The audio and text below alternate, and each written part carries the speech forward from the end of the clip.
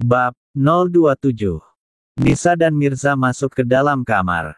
Nisa menghentikan langkah kakinya melihat kamar yang sangat mewah dengan beberapa foto-foto miliknya yang sedang dalam keadaan tidur tidak menggunakan cadar.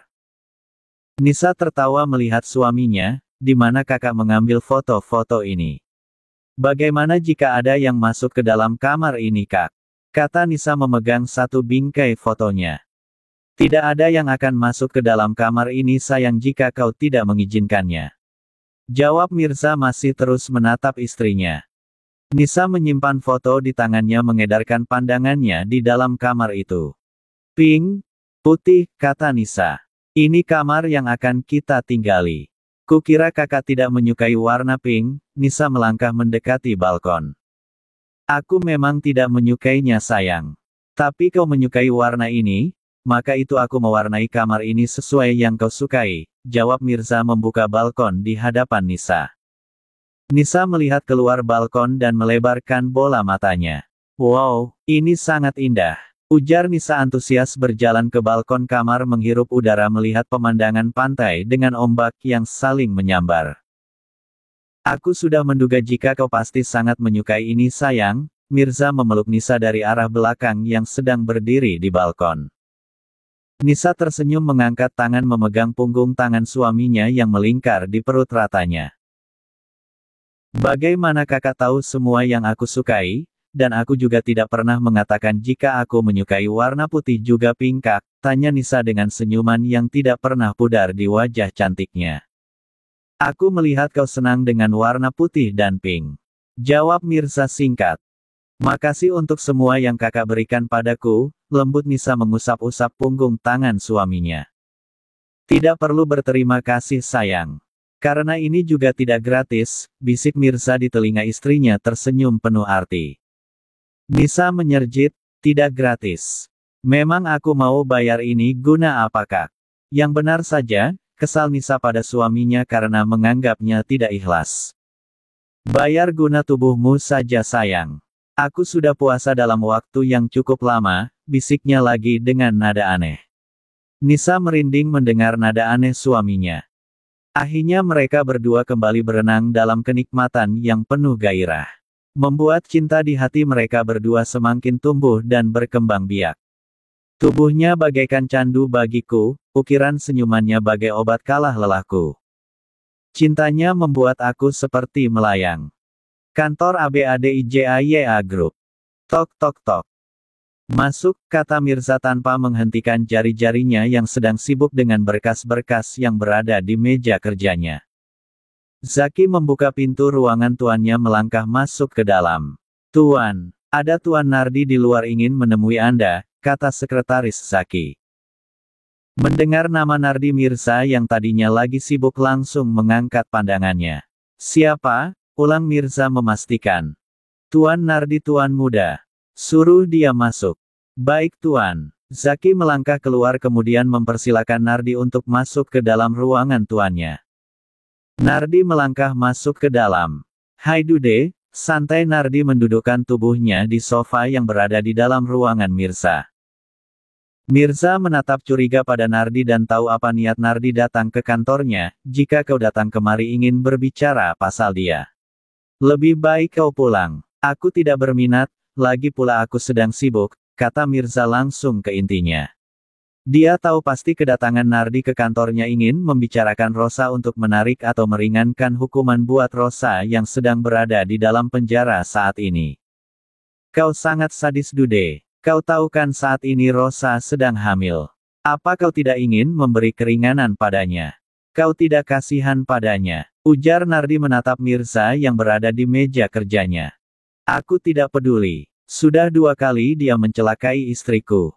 Dan parahnya kau sahabatku juga tahu tentang rencana Rosa. Tapi memilih diam membiarkan tindakan Rosa tanpa memberitahukan padaku. Apa gunanya kau sering memanggilku dengan sebutan, Dude, selama ini? Kau tidak seperti sahabat sama sekali Nardi. Kata Mirza datar pada Nardi. White, soal tempoh hari tentang istrimu yang hampir diperkosa aku memang tahu. Tapi jika tindakan Rosa baru-baru ini aku sama sekali tidak mengetahuinya Dude, lagi pula Rosa sedang sakit. Mana aku tahu jika dia masih memiliki waktu untuk datang ke toko tempat istrimu bekerja. Lagi pula soal istrimu tempoh hari, kan kau tidak menyukainya. Jadi aku membiarkan saja Rosa melakukan semaunya, jelas Nardi panjang lebar. Cuma soal itu, jadi bagaimana kau ingin menjelaskan tentang kau yang membuat aku seperti orang bodoh selama ini? Menutupi kebenaran yang sesungguhnya dariku, kata Mirza kembali menyibukkan jari-jarinya dengan pekerjaannya yang menimpuk. Ayolah Dude, aku minta maaf soal itu. Ucap Nardi. Terserah kau Nardi, aku juga tidak peduli lagi yang bersangkutan tentang Rosa. Tapi dia sedang hamil Sa. Apa kau tega? Kata Nardi mencoba membujuk Mirza. Mirza berdiri dari duduknya berjalan ke sofa dan mendudukkan tubuhnya di sofa hadapan Nardi. Apa segitunya kau menyukai wanita itu? Sampai-sampai kau mau datang kemari untuk bersusah payah hanya untuk membujukku, kata Mirza menatap Nardi. Aku hanya kasihan padanya. Jujur Nardi yang memang hanya mengasihani Rosa. Terus jika kau kasihan padanya, bagaimana dengan istriku? Apa kau hanya memikirkan Rosa? Kau tidak memikirkan keselamatan istriku. Sudahlah, pulang saja, tidak ada gunanya kau membahas ini denganku. Aku tidak akan bertoleransi. Lagi pula mungkin lebih bagus jika dia di dalam sana, tubuhnya juga bisa istirahat dari lahapan para pria hidung belang sepertimu. Entah siapa lagi, terserahlah, kata Mirza santai. Juga dirimu, sahut Nardi menahan tawanya. Mirza melempar Nardi dengan bantal sofa. Jangan ngaco kamu. Fakta Dude, fakta yang tidak bisa kau hindari. Hahaha, Nardi menertawakan Mirza yang kesal padanya. Gila, pulang sana, mengganggu saja, usir Mirza pada Nardi. Baiklah, tapi aku harap kau mempertimbangkan ucapanku tadi soal Rosa. Nardi berdiri dari duduknya. Jangan-jangan anak yang dikandung Rosa anakmu kan? Karena kau begitu peduli padanya. Tanya Mirza menatap curiga pada Nardi. Nardi memutar bola matanya malas. Tentu saja tidak, yang benar saja. Aku pulang, Nardi langsung melangkah keluar dari ruangan Mirza. Deret. Ponsel Mirza berdering. My wife. Hello sayang. Assalamualaikum, jawab Mirza yang pastinya dengan senyuman yang mengembang di wajahnya. Dia sudah pintar berkata salam saat menyambut panggilan telepon dari istrinya. Waalaikumsalam. Kak, apa kakak tidak pulang makan siang? Tanya Nisa karena sekarang sudah melewati waktu makan siang. Tidak sayang, ada banyak pekerjaan yang harus aku selesaikan. Nanti sudah siap aku langsung pulang ya. Lembut Mirza melangkah melihat keluar dari kaca gedung yang tembus pandang. Oh, kirain kakak mau pulang, kata Nisa terdengar kecewa. Baiklah, aku pulang sekarang, aku bawa saja semua pekerjaan ini ke rumah, nanti aku membuatnya di rumah saja sayang, kata Mirza yang mendengar suara kecewa istrinya. Tidak kak, tidak usah, ucap Nisa dengan cepat tidak mau suaminya pulang ke rumah hanya karena dia yang menyuruhnya. Tidak apa-apa sayang, aku berkemas dulu, sebentar lagi aku sampai di rumah. Apa kau memesan sesuatu sayang? Nanti aku mampir membelinya. Nisa mengembangkan senyumannya karena inilah yang dia tunggu. Tadi dia mempertanyakan suaminya pulang makan siang atau tidak itu karena dia ingin menyuruh suaminya membeli sesuatu. Apa boleh kak? Antusias Nisa. Tentu saja sayang, lembut Mirza tersenyum geli mendengar istrinya yang sangat antusias. Aku ingin sekali makan mangga rujak kak. Tapi yang asem ya, sedikit pedas, kata Nisa seperti anak kecil. Mirza menyerjit, rujak mangga asem. Bukannya kau tidak suka makan yang asam dan pedas sayang. Lagi pula tidak baik buat asam lambungmu sayang. Tapi aku pengen makan itu kak. Nisa terdengar sedih. Mirza aneh dengan sikap istrinya saat ini. Menarik nafas lalu menghembuskannya, baiklah, nanti aku mampir beli ya sayang. Ada lagi yang lain, tanya Mirza lagi.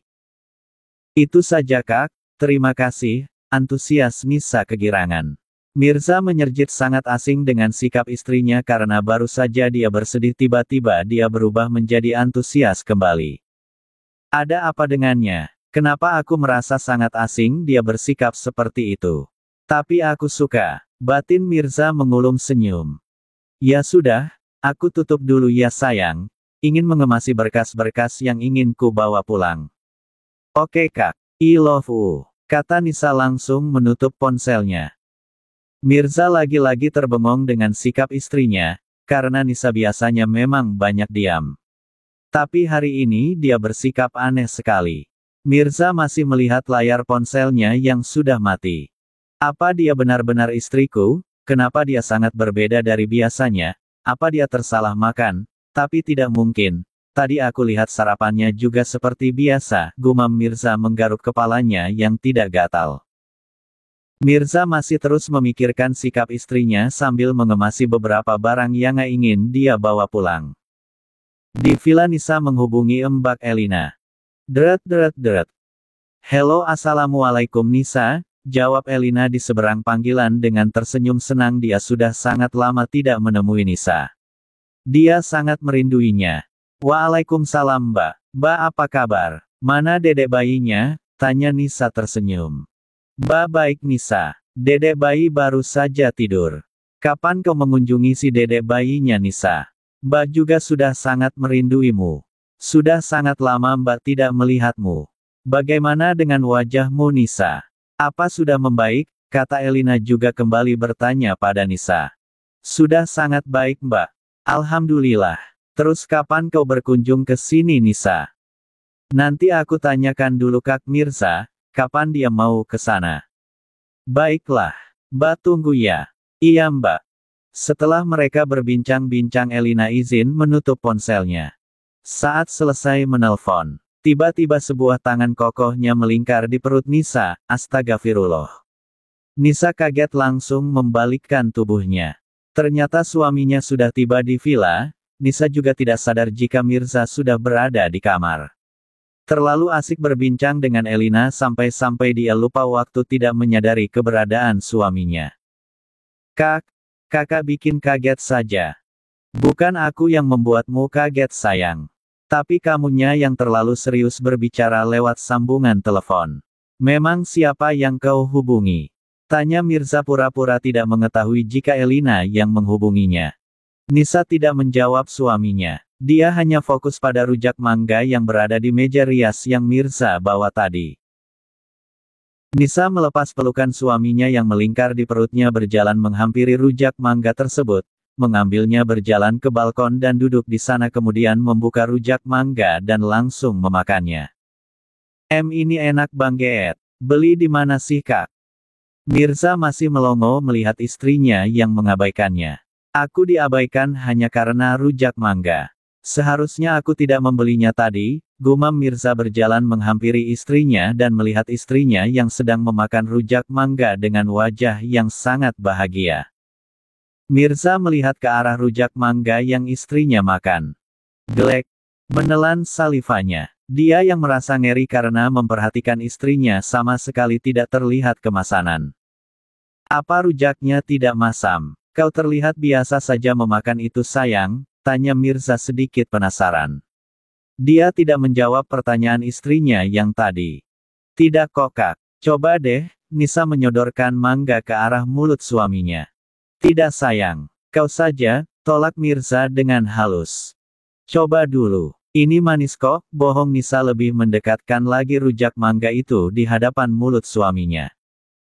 Mau tidak mau Mirza terpaksa menerima mangga tersebut yang membuatnya langsung kembali mengeluarkan rujak mangga itu. Ternyata sangat masam. Hahaha. Tawa Nisa pecah karena berhasil menjahili suaminya. Gimana kak? Enak enggak? Kata Nisa masih memegang perutnya merasa geli melihat ekspresi wajah aneh suaminya karena rujak mangga itu yang sangat masam. Mirza menatap tajam pada istrinya. Kau sudah pintar menjahiliku Nisa. Ujar Mirza. Tidak kak, Nisa menghentikan tawanya melihat tatapan tajam suaminya. Sini kau, Mirza menarik tangan istrinya dan melototinya. Mau kemana kak, gugup Nisa. Mirza membaringkan tubuh istrinya di kasur dan menindihnya. Layani aku sayang. Kau sudah menjahiliku, jadi kau harus dihukum. jawab Mirza tidak memberi peluang lagi istri untuk menjawabnya dan langsung menyerangnya. Hadeh, Mirza, bagaimana dengan pekerjaan kantormu? Cek cek cek. Mas, kapan kita mengunjungi villa baru Mirza Mas? Aku penasaran ingin melihat villa miliknya, tanya Sarah pada suaminya yang sedang duduk santai. Kapan-kapan juga boleh Ma, lagian kenapa Mama tidak datang sendiri saja ke sana, tanya Kusuma. Apaan sih Mas, diajak malah nyuruhnya aku yang pergi sendirian. Lagi pula Mas kok semakin malas sekali keluar rumah semenjak Mirza menggantikan Mas di kantor, kata Sarah kesal pada suaminya yang sering menghabiskan waktunya hanya di mansion membaca koran dan tidak pernah menemaninya keluar lagi seperti dulu. Kusuma yang mendengar suara kesal istrinya langsung melipat koran melihat pada istrinya. Baiklah, istri tercinta Mas ini maunya seperti apa, pengennya Mas nikah lagi. Begitu, canda Kusuma sengaja memancing emosi istrinya. Sarah membolakan kedua matanya mendengar ucapan suaminya dan langsung memukul bahu suaminya. Arg, sakit Ma, ringis Kusuma. Gatal lagi mau nikah. Ingat umur Mas. Jika Mas berani menikah lagi akan kupotong punya Mas. Marah Sarah meninggalkan suaminya yang tertawa melihat wajah seram istrinya melangkah naik ke kamar dengan menghentak-hentakkan kakinya. Dasar, ngambek kan, gumam Kusuma masih dengan sisa tawanya kembali membuka koran yang tadi sempat dia lipat. Malam hari di Villa Nisa membuat wajah masam. Bagaimana tidak, Mirza menggempurnya sehingga tubuhnya remuk semua. Sayang, ada apa dengan wajah cantikmu itu? Tanya Mirza menahan tawanya. Dia tahu jika istrinya kesal karena dia menggempur istrinya berkali-kali siang tadi yang membuat dia menunda semua pekerjaannya. Nisa mengabaikan suaminya karena sangat kesal. Apalagi mangganya jadi tidak enak lagi dimakan tadi karena sudah terlalu lama berendam. Dosa loh tidak menjawab pertanyaan suami, sindir Mirza. Nisa berdecak melihat pada suaminya yang sangat menjengkelkan. Aku kesal sama kakak, ketus Nisa pada suaminya. Dosa loh meninggikan suara pada suami, tambah Mirza masih menyindir istrinya. Nisa menarik nafas menahan kekesalannya pada suaminya. Aku lapar kak, ujar Nisa dengan suara selembut mungkin. Gitu dong sayang. Mirza mencubit pipi istrinya yang semakin cubi.